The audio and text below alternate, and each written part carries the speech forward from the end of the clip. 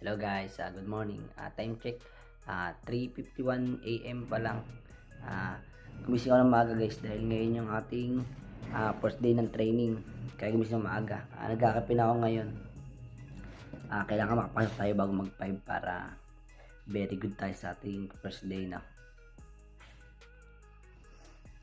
Guys, samahan nyo ako guys sa ating first day of training.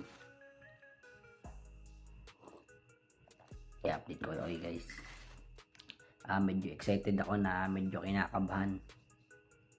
Pero sure naman ako nakakayanin natin to alam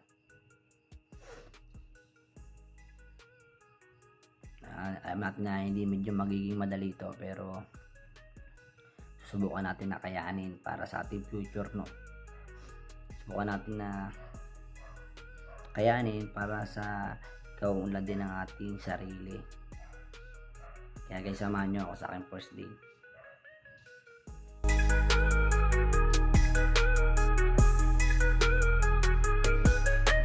Hello guys, ito ang unang araw natin ngayon sa trabaho. Good luck sa atin. Sana maging okay lahat at wala tayong maging problema gagalingan natin dito sa ating bagong trabaho para goods tayo, para very good tayo Good luck sa atin. Alam ko hindi magiging madali ito, pero kailangan nating i-try at kailangan nating subukan yung ating makakaya. Kaya guys, samahan niyo ako at i-update ko na kayo sa ating mga susunod na pangyayari dahil baka bawal tayong mag-cellphone doon sa loob. Dahil syempre first day of trabaho natin, tsaka may higpit din siguro mga policy nila Kaya guys, balitaan ko lang kayo.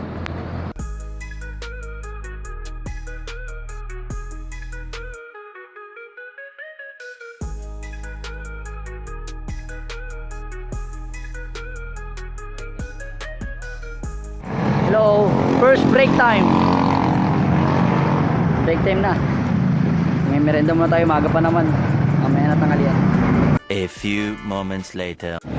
Hello guys, katatapos lang ng ating first day of training. Mamaya pag uwi ko is kwento ko sa inyo yung mga nangyari sa akin doon. Pero goods naman ang lahat, naging okay naman. Kaya naman natin yung trabaho. Medyo naninibago lang tayo. Pero mamaya, kwento ko sa inyo mamaya yung full story pag uwi ko sa bahay. Medyo mainit dito Doon tayo sa bahay magkwentuhan Hello guys, kauwi ko nga lang sa bahay. Kararating-rating ko lang din.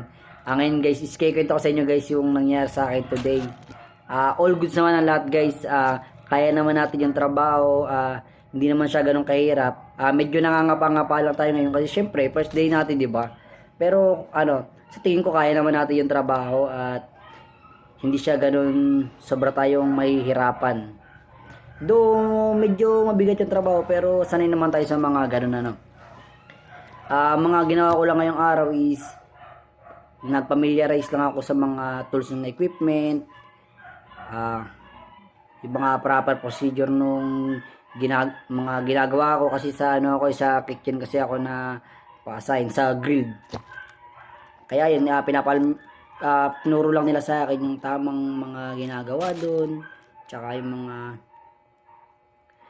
rules and regulation, tsaka may mga pinapakabisado rin sa akin na mga nila, yung parang tawag yun, yung parang mga mission tsaka vision nila doon. Kailangan natin kabisaduhin yun kasi magiging part na rin tayo ng team nila. Yan, also parang ganun lang naman nangyari guys sa buong duty ko. Nag-try lang ako at sinubukan ko kung paano nga ba gawin na yun. Syempre bida-bida tayo tatry agad tayo. Tapos mababait din naman yung mga tao doon, mga manager, tsaka yung mga nag-assist sa akin, yung sa station din na gagalawan ko, hindi nagturo sa akin, mababait naman. Medyo kaibigan na, syempre kinaibigan na rin natin sila para wala tayong maging problema. At masaya pati pagkakaibigan natin yung mga nakakasalamuhan natin Ay nga pala guys, yung ginagawa ko ngayon is training pa lang yun. Sa ibang lugar ako napa-assign. Hindi pa sa mismong branch namin kasi yung ginagawa pa yung building na pagtatrabahuan namin Baka by January pa kami makalipat doon. Ngayon nagte-training kami sa ibang lugar para pagka-open nung store na papasukan namin is ready na talaga kami para sa bakbakan doon na kaya na namin magsulo.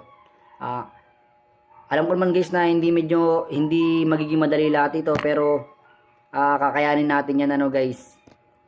Inaasahan ko na rin yung mga magiging pagsubok natin diyan. Guys, alam ko na rin yung mga schedule natin, kaya maisisingit na rin natin yung pag-deliver. May schedule na rin natin yung deliver natin ng ating mga product. Siyempre, dating pwedeng kalimutan yung ating paninda, no? Kaya nga tayo nag-apply ng trabaho para mas ma-improve pa natin yun, para hindi na natin magagastos yung ating puhunan doon, para may panggastos na tayo araw-araw. Ayun guys, ayun lang naman nangyari ngayong araw is babalitaan ko kayo sa mga susunod na araw. Tapos kung kailan tayo makakapag-deliver ng ating product. Kasi ngayon, hindi muna ako makapag-deliver kasi hindi pa ako nakakapag-gawa ulit ng ating produkto. Tapos, syempre, medyo kinakapa-kapa ako pa din yung mga schedule natin ngayon, ano. Pero banda-banda guys, banda-banda dyan guys is magdi-deliver na ulit tayo. At matitikman nyo ulit yung ating product, ano guys.